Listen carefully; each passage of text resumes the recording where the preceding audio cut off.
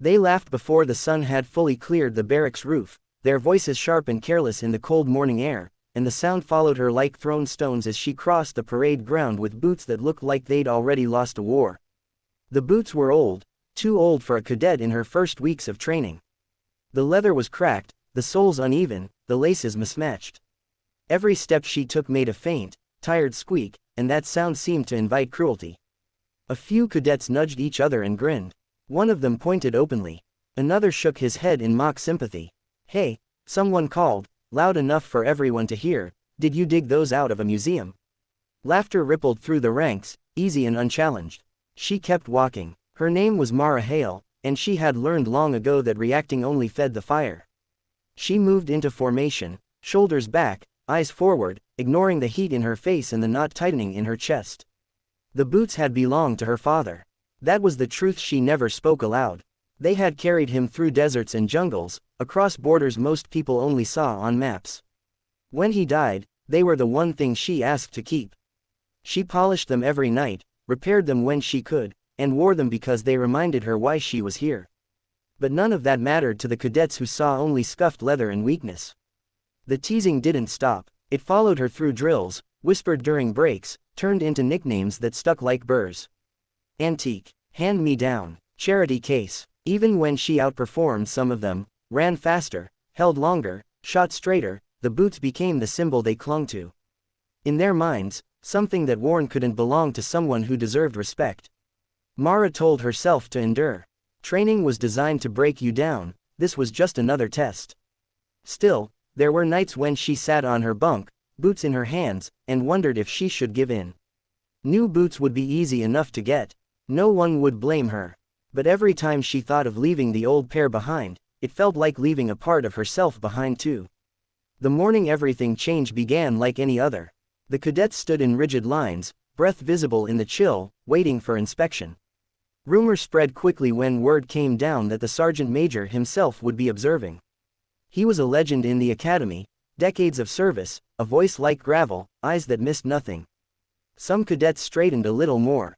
Others swallowed hard. As the sergeant major walked the line, silence fell. He moved slowly, deliberately, stopping now and then to correct a posture or examine a piece of gear. When he reached Mara, his gaze dropped immediately to her boots. There it was, she thought. The moment she'd been bracing for.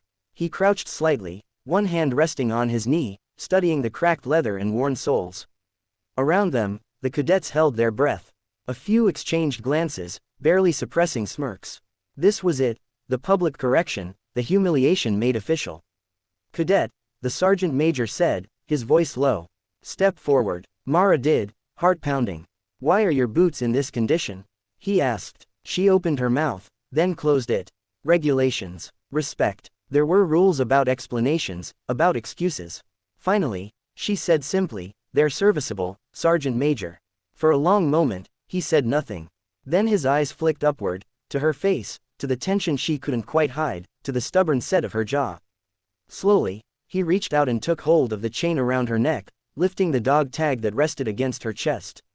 The name etched into the metal caught the light. The sergeant major froze. It was subtle, almost imperceptible, but those closest to him saw it, the way his expression changed, the way his grip tightened just slightly. He read the name once. Then again, a third time. "Hale," he said quietly. The parade ground felt suddenly very still. He released the tag and stood, straightening to his full height. His gaze swept the formation, sharp and searching. "Does anyone here know what this name means?" he asked. No one answered. The cadets who had been laughing earlier now stared straight ahead, confusion replacing amusement. The sergeant major's voice carried easily across the ground. "Colonel Thomas Hale," he said. "Call sign Iron Wolf. 27 years of service. 3 combat deployments. Awarded the Distinguished Service Cross." He paused. "And one of the finest soldiers I ever had the honor to serve with." Mara's breath caught. She had never heard her father spoken of like this by someone outside their family. "These boots," the sergeant major continued, nodding toward her feet, "were on his feet the last time I saw him. They carried him through missions that saved lives, mine included." His eyes hardened as he looked back at the formation. "And you thought they were something to laugh at?" No one laughed now. The sergeant major turned back to Mara. His voice softened, just enough to be heard. Why didn't you say something, cadet?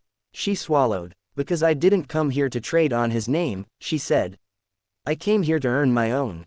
For a moment, something like pride flickered in his eyes. He stepped back, raised his voice again. Let me be very clear, he said to the cadets. Respect is not measured by how new your gear is or how loud your mouth runs.